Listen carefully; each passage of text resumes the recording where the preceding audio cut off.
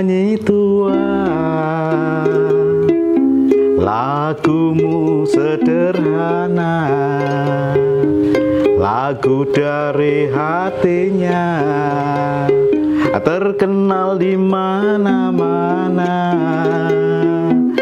Oh penyanyi tua,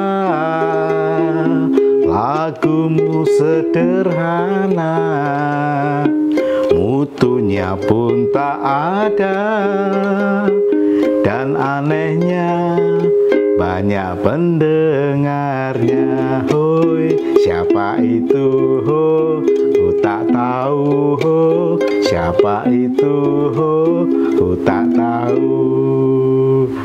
Halo konco budaya dimanapun Anda berada, bertemu kembali dengan kami di program Jangkrik Jagongan Cakro. Ya, kali ini spesial, kita ke sebuah tempat yang sangat bagus dalam upaya pelestarian kebudayaan. Salah satunya adalah peninggalan nenek moyang kita, yaitu batik. Ya, kita berada di Batik Hijrah Kreatif. Wah, apa itu Batik Hijrah Kreatif? Nah, nanti akan kita bincangkan bersama-sama, kita jagongkan bersama-sama dengan salah satu seorang narasumber kita, owner Batik Hijrah Kreatif. Baik, di sebelah saya sudah ada tamu yang spesial. Selamat pagi Pak Yonan. Pagi, Pak Yu. Iya, semangat Pak. Semangat, alhamdulillah. Ya, Pak Yonan, bisa diperkenalkan Pak Yonan siapa dan bagaimana kok bisa membentuk sebuah batik, ya, memproduksi batik, bahkan bisa menjadi suatu batik yang ikonik, yang tentunya ada beda dengan batik-batik yang selama ini kita tahu, ya, batik-batik Jogja terutama, atau batik Pekalongan dan lain sebagainya. Monggo, waktu kami persilahkan. Nama saya Yonanta, saya owner dari Hijrah Kreatif, usaha batik kami. Namanya Hijrah Kreatif. Kenapa namanya Hijrah Kreatif? Karena kami, saya dan istri sebelumnya pegawai kantoran. Saya dulu kerja di Bank BUMN dan istri di perusahaan finance. Di tahun 2008 kami resign, mengundurkan diri, terus buat usaha kain. Awalnya belum batik, Pak Wahyu. Kami awalnya itu membuat shibori. Shibori. Okay, apa itu shibori? Shibori itu teknik seperti jumputan. Oh. Tapi itu shibori itu teknik Jepang. Iya, ya. Produksinya ikatnya ala Jepang. Kalau di Jogja ya kita jumputan lah, kurang lebih seperti itu. Waktu itu trennya itu kami buat itu. Terus ada tren ekoprint, ya, dari pembuatan kain dengan bahan-bahan alam dan daun-daun alami. Itu awal kami mulainya.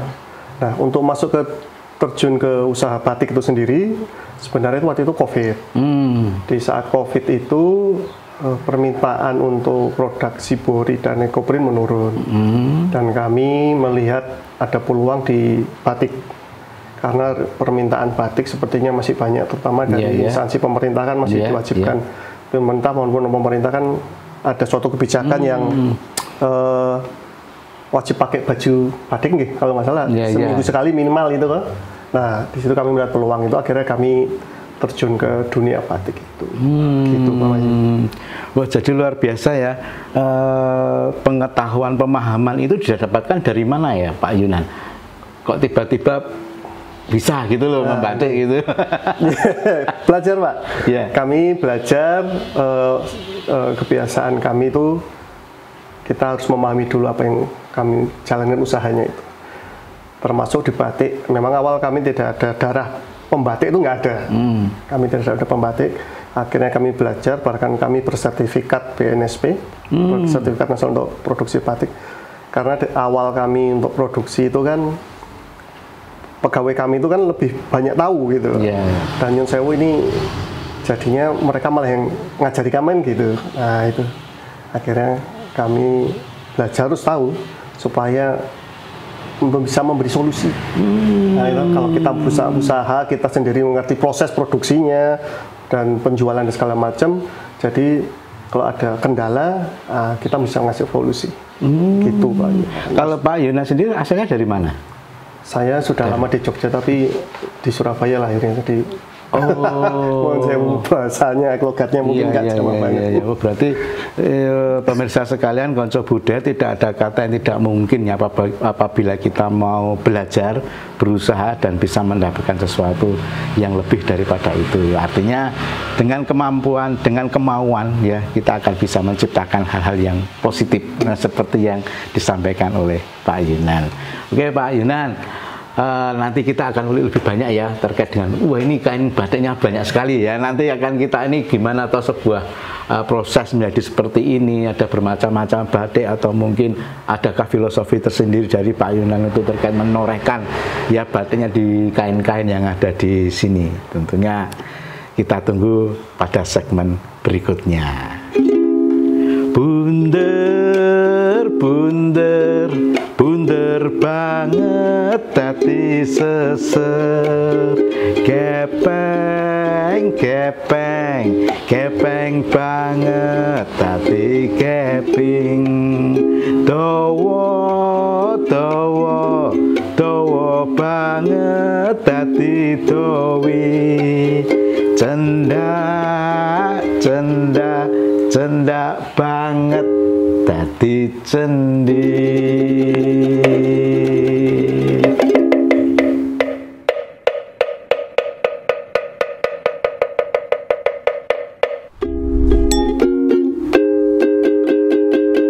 Di sekolah yang kutunggu, kutunggu, tiada yang datang. Ku telah lelah berdiri, berdiri, menanti-nanti bila ku pergi bersama kekasihku, ku kan merasa gembira, riang selalu.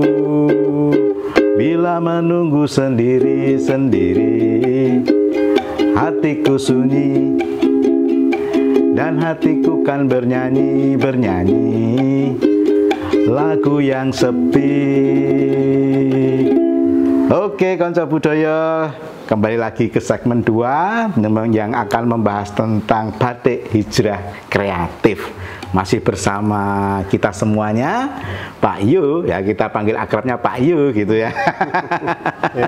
Yang nanti akan menjelaskan tentang batik karya hijrah kreatif. Mungkin di situ ada cerita-cerita di balik kisah batik yang dibuat ya. Monggo Pak Yu langsung saja menceritakan tentang batiknya. Terima kasih Mas Wahyu. Produk kami pada dasarnya ada 3 jenis, yaitu batik full cap, yang kedua kombinasi cap dan tulis, dan full tulis.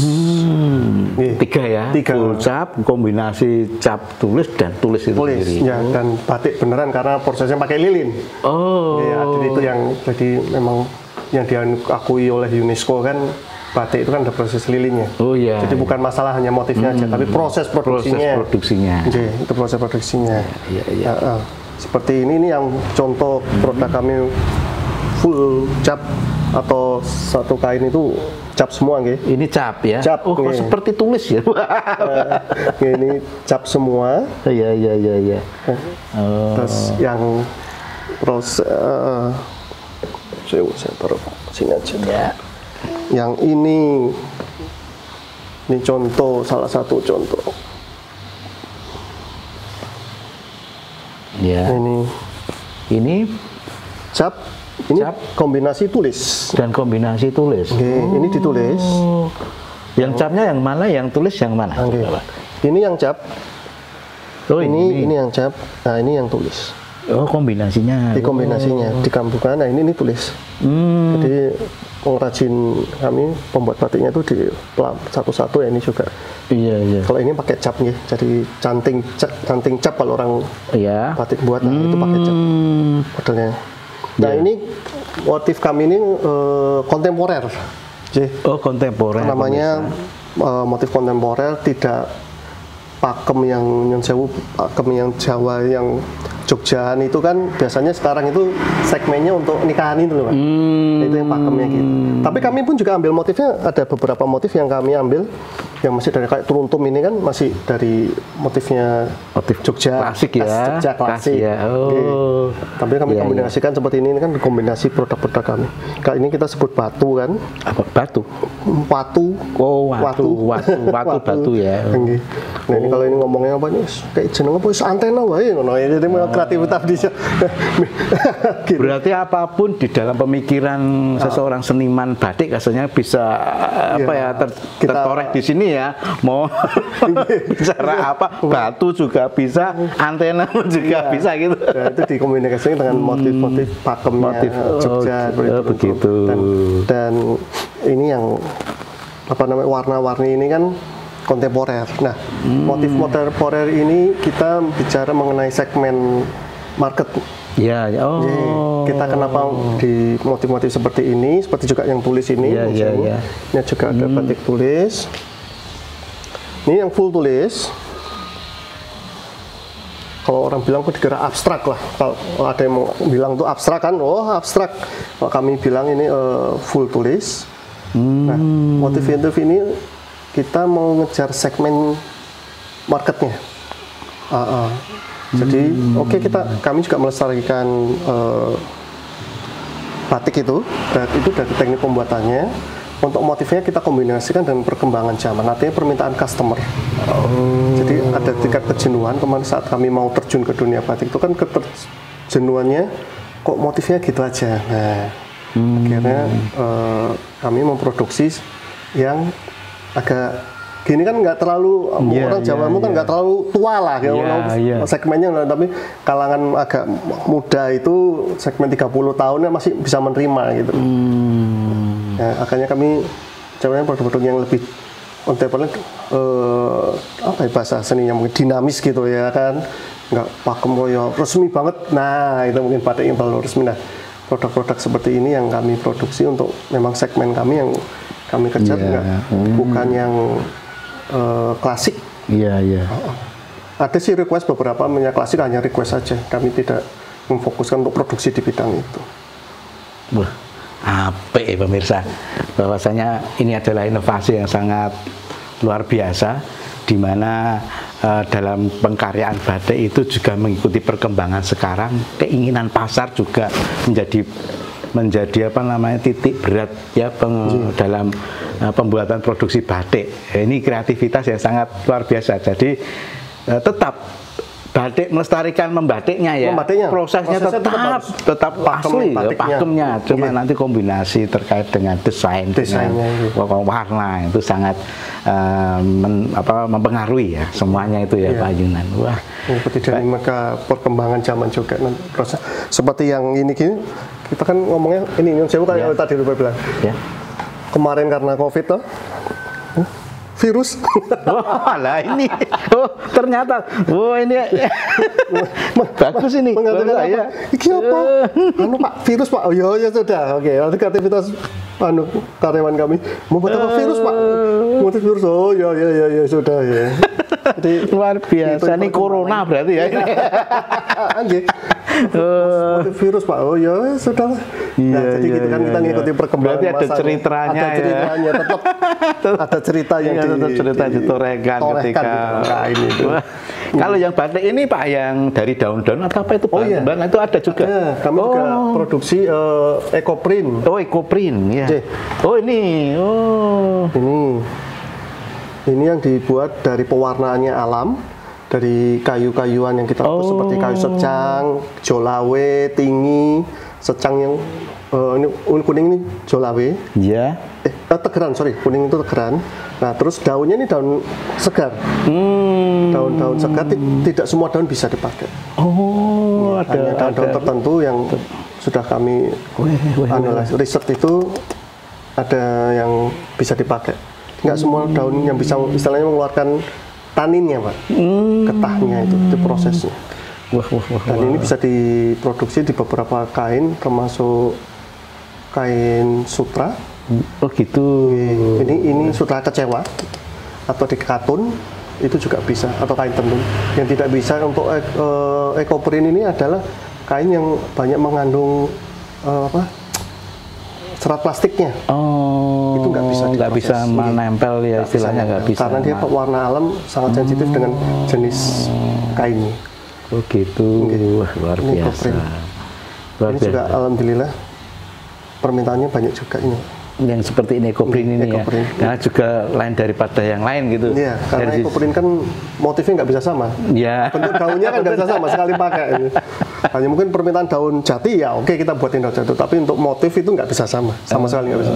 Karena ketersediaan daunnya itu sendiri kan, secara alami ya hanya sekali aja, sekali pakai juga nggak bisa dipakai lagi. Oke, siap. Terima kasih Pak Yunan. Nah, pemirsa, itu tadi sebagian cerita ya dari sebuah proses batik yang dibuat oleh Hijrah Kreatif, dan tentunya nanti setelah ini juga kita akan mendengarkan ya Pak Yunan bercerita tentang bagaimana ternyata batik itu bisa menyemangati, bisa memberikan inspirasi untuk sebuah kehidupan ya, tidak hanya melestarikan tetapi bisa mendapatkan cuan. Gitu. Bukan lautan, hanya kolam susu, kail dan jalat cukup menghidupimu. Tiada rotan, tiada badai kau temui, ikan dan udang menghampiri dirimu. Orang bilang tanah kita tanah surga, tongkat kayu dan batu jadi tanaman. Orang bilang tanah kita tanah surga, tongkat kayu dan batu jadi tanaman.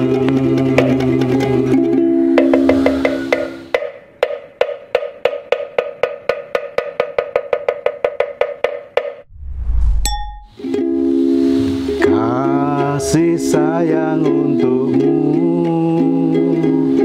dalam hati tersimpan, sendiri dan rahasia seperti harapanku. Sendiri dan rahasia seperti harapanku. Jangkruk episode Batik Hijrah Kreatif kembali bersama kami dan tentunya bersama konco budaya semuanya dimanapun Anda berada. Ya, kita ke segmen 3 di mana di sini nanti Pak Yu akan membicarakan atau akan memberikan pengalaman-pengalamannya selama bergelut di bidang batik ini. Oh ya, tadi ada batik ekoprint yang tentunya masih dalam pemikiran saya. Mungkin ada nggak ya bahan-bahan yang digunakan atau yang bisa disampelkan, diperlihatkan kepada pemirsa sekalian, Pak Yunan? Iya, Mas Bayu. Ini saya bahan-bahan pewarna alamnya seperti ini. Ini dari kayu kan ini kita rebus. Oh, ini kayu. Kayu apa aja nih? Ada kayu tegeran, ini secang. Kalau kita pedang secang, yang untuk minuman itu ya. Warnanya merah, ini tinggi, nanti ngeluarin warna coklat. Nah, kayu-kayuan ini kita rebus sekitar 2 jam. Nanti kita ambil airnya yang untuk proses pewarnaan. Nah, keunggulannya pewarna alami ini dia tidak menyebabkan limbah. Karena warnanya bisa dipakai terus. Oh gitu.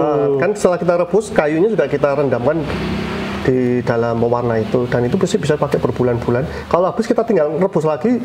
Kalau orang Jawa bilang ditambahin gitu, dijoki gitu aja. Dicurkan lagi. Jadi tidak boleh, tidak ada yang terbuang. Nggak bisa tidak sekali pakai, dia bisa pakai terus. Nah, makanya ekoprint termasuk pembuatan kain yang sustainable, berkelanjutan, ramah lingkungan karena dia tidak ada limbah yang terbuang. Termasuk daun-daunnya kan tidak merusak, sekali pakai aja daunnya itu. Oke, luar biasa. Terus seperti produk-produk seperti ini kan kita bisa terapkan selain di kain katun, kain pasmina ini. Nah, ini daun-daunannya ini warna coklatnya diambil dari pewarna alam tadi. Kalau yang ini tanpa pewarna, ini di kain di kaos juga bisa kita terapkan warna. Yang penting kainnya katun. Ini langsung daunnya daunnya ditaruh, kita kukus sekitar 3 jam. Ya, prosesnya panjang, Pak. Tidak hanya kukus, ya ada prosesnya panjang. Tapi ini luntur nggak ya? Alhamdulillah kalau produk kami Bertahan, Mbak. Selama Gitu ya? dia tidak terlalu sering di mesin cuci. Oh, pakai Ya. obat-obat itu ya, Yang pencuci ya. deterjen itu Ya, obat pencuci. Lebih baik kalau mau ketahanannya bagus selama kami sarankan pakai minimal cucinya pakai sampo. Oh, pakai sampo, pakai sampo loh pemirsa untuk nyuci batik. Seperti batik kan ada lerak gitu. Iya, iya, Ya lerak. itu lebih membuat dia tahan lama. Oh, iya iya gitu. iya iya. Iya. Iya. Nah, ini lalu gimana ceritanya nih Pak Yunan, pengalaman selama bergelut di bidang perbatikan ini? Ya alhamdulillah kemarin COVID itu memang memberi pusing.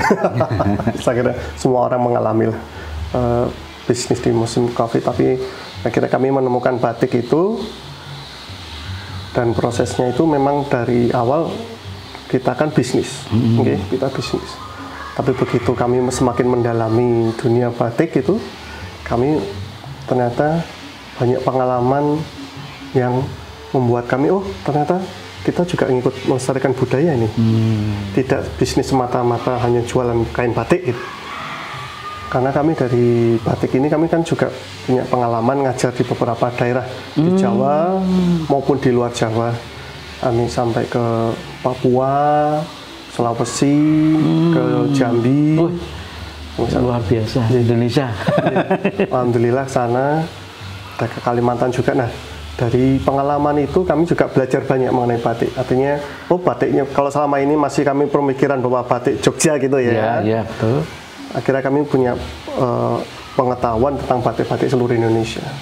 Dan bagaimana teman-teman di luar Jogja pun ingin melestarikan budayanya. Karena batik-batik yang di luar Jogja pun mereka ingin mengambil produknya itu ada karakter daerahnya. Iya. Kalau bahasa kerennya ada local wisdomnya yang mereka akan ambil. Ya di situ kami terlibat dalam pembuatan motif mereka itu sebagai pertimbangan apa yang bagus bisa diambil dari daerahnya. Nah, itu luar biasanya di situ. Jadi tidak semata-mata bisnis. Sekarang kami, oh ini budaya ya Indonesia. Nah, ini generasi muda perlu tahu ini yang karena dari sisi kami sendiri pegawai kami itu nggak ada yang muda, sudah senior saya nggak ngomong tua, sudah senior. Nah itu yang cari yang muda-muda yang susah sekarang untuk tenaga kerja yang muda-muda mau benar-benar menggeluti dunia batik. Dan itu bagusnya di situ. Perjalanannya cukup luar biasa sampai dari pertama belum mengetahui sama sekali tentang batik, akhirnya belajar tentang batik, pengetahuan tentang batik, akhirnya menjadi pengusaha batik, akhirnya bisa menularkan juga ilmunya kepada siapapun yang ingin belajar tentang batik. Wah, inilah semangat pemirsa sekalian, konco budaya, bahwa ternyata perjuangan untuk mencapai sesuatu kesuksesan itu perlu adanya pengorbanan, perjuangan, dan tetap semangat tentunya ya. Butuh proses, Pak. Butuh proses yang sangat panjang. Tidak hanya semudah membalikkan telapak tangan. Baik, terima kasih Pak Yunan atas waktu yang diberikan kepada kami. Pengalamannya luar biasa. Dan oh iya, ini kalau mau ke Hijrah Kreatif di mana ini Pak? Lokasinya, ini penting ini, mungkin pemirsa belum tahu. Alamat kami di Perum Puri Mojo Asri, nomor C15, Karangmojo, dusunnya, desanya Purwomartani, kecamatannya Kalasan, Kabupaten Sleman. Atau bisa dicek di website kami, ada www.hijrahkreatif.com. Di situ nanti juga ada Google Map-nya, kami tinggal klik. Kalau mau pakai Maps sudah bisa sampai sini. Oke. Dicatat ya pemirsa, itu tadi bisa main ke sini, bisa berlatih batik di sini, bisa beli batik juga di sini. Karena di sini ada banyak sekali. Kalau saya punya uang tak borong semua. Ya tentunya mudah-mudahan kemitraan juga dengan kami Balai Pelestarian Kebudayaan Wilayah 10. Mbak siapa ya yang bermitra di sini namanya tuh? Mbak Dani. Mbak Dani. Mbak Dani, terima kasih yang sudah bermitra dengan Pak Yunan, dengan Hijrah Kreatif, yang selalu ada pendampingan ya selaku pamong budaya Mbak Dani di tempat kami. Dan pemirsa, demikian acara kita pada kesempatan ini, Jangkruk Jagongan Cakruk episode batik Hijrah Kreatif telah kita saksikan bersama-sama. Terima kasih atas perhatian Anda semuanya.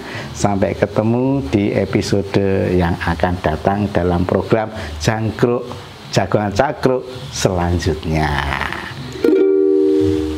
Kasih sayang untukmu dalam hati tersimpan, sendiri dan rahasia, seperti harapanku. Sendiri dan rahasia, seperti harapanku. Aku menyayangimu, engkau mengasihiku. Sendiri dan rahasia, seperti harapanku. Sendiri dan rahasia, seperti harapanku. Terima kasih Pak Yonan.